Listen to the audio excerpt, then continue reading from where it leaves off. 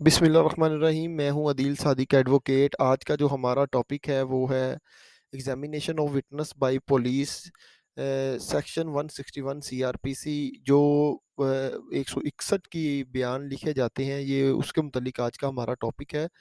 ये जो स्टेटमेंट है, ये जब एफआईआर दर्ज हो जाती है उसके बाद जो पुलिस ऑफिसर्स की तरफ से या इन्वेस्टिगेटिंग ऑफिसर की तरफ से जिन लोगों को शामिल तफ्तीश किया जाता है, चाहे वो प्रोसिक्यूशन के लोग हों, चाहे वो अक्यूज़ की तरफ से हों या अक्यूज़ खुद हो, तो जो वो उनके बयानात वगैरह कलमबंद किए जाते हैं, उन तमाम बयानात को जो है वो 161 की जो है वो स्टेटमेंट कहा जाता है।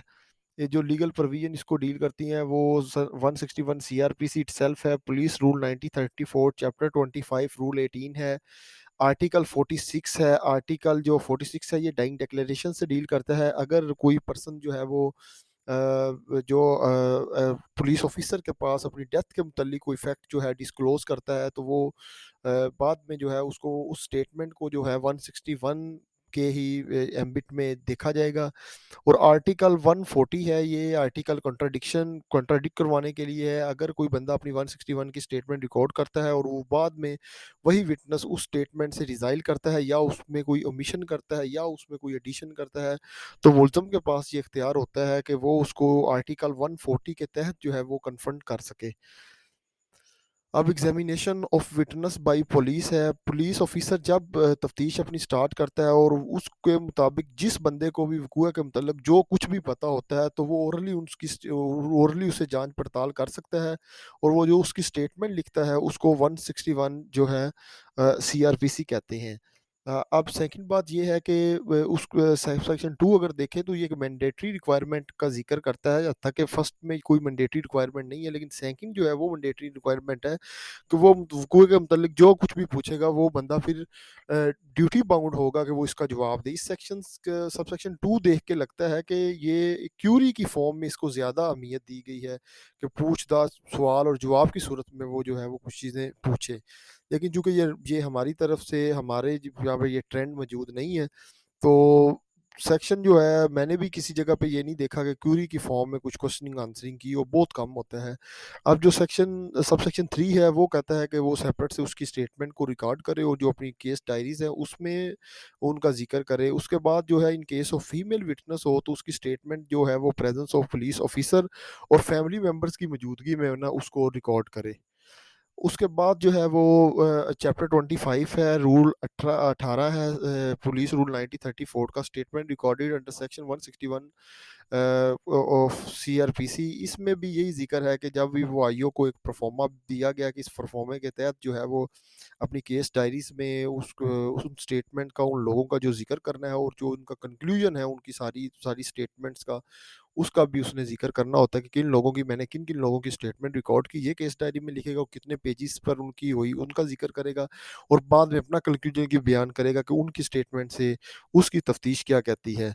अब जो हम बात करेंगे तो वो पर्पज़ जो वो 161 है, ये जो 161 की स्टेटमेंट है, ये इसमें इसका अगर पार्ट 1 देखें, ये कोई मैंडेटरी रिक्वायरमेंट ऑफ लॉ नहीं है, लेकिन अगर ये रिकॉर्ड हो जाए तो फिर इसका मकसद होता है कि जो मुलज़म है उसको पता चल सके मेरे खिलाफ कौन-सा विटनेस है और वो कौन-सी स्टेटमेंट दे रहा है और वो उसके मुताबिक जो है वो अपना केस जो है वो तैयार करे।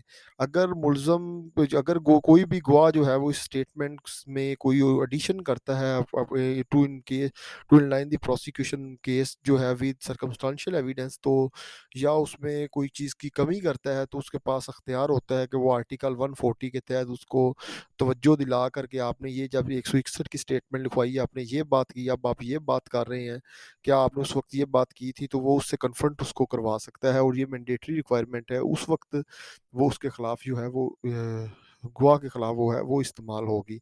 अब जो एक दफ़ा जब उसकी स्टेटमेंट कंप्लेनेंट ने एफआईआर दर्ज करवा दी, इसके बाद सब्सिक्वेंट अगर कोई वो अपनी स्टेटमेंट रिकॉर्ड करवाता है, जैसे कि कोई एफआईआर नामालूम मुलज़मान के खिलाफ हो जाए, बाद में वो मुसलमान की बाबत जो है वो बयान दे अपना या बताए, तो वो सप्लीमेंट्री स्टेटमेंट के तौर पर उसका बयान लिखा जाएगा, जिसको हम ततीमा बयान कहते हैं।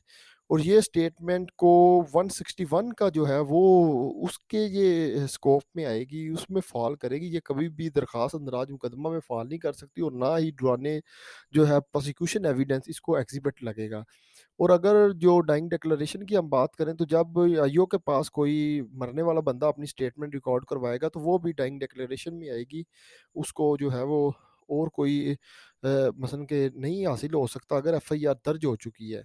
अगर उसकी ज़िंदगी में उसकी कोई स्टेटमेंट है उस पर एफआईआर दर्ज हो गई है फिर वो एक अलग चीज़ है। इस पर जो रेफरेंस है वो नीचे मेंशन है 2021 पीसीआर एलजे 500 504 है। उसके बाद जो है वो डिले जो है जितनी देर बाद अगर प्रोसिक्यूशन के विटनेसेस की या किसी विटनेस की स्टेटमेंट जो है वो 1-2 दिन की डिले के साथ और जो डिले है वो भी बयान ना की जाए, तो वो प्रोसिक्यूशन के लिए जो है वो नुकसानदेह होती है, उसके केस के लिए फैटल होती है। इस पर जो है वो केस लॉ भी है 2017 सीएमआर 426। पेशेंट हियरिंग के लिए आज का हमारा टॉपिक खत्म हुआ। पेशेंट हियरिंग के लिए आप सबका बहुत-बहुत शुक्रिया। Thank you very much.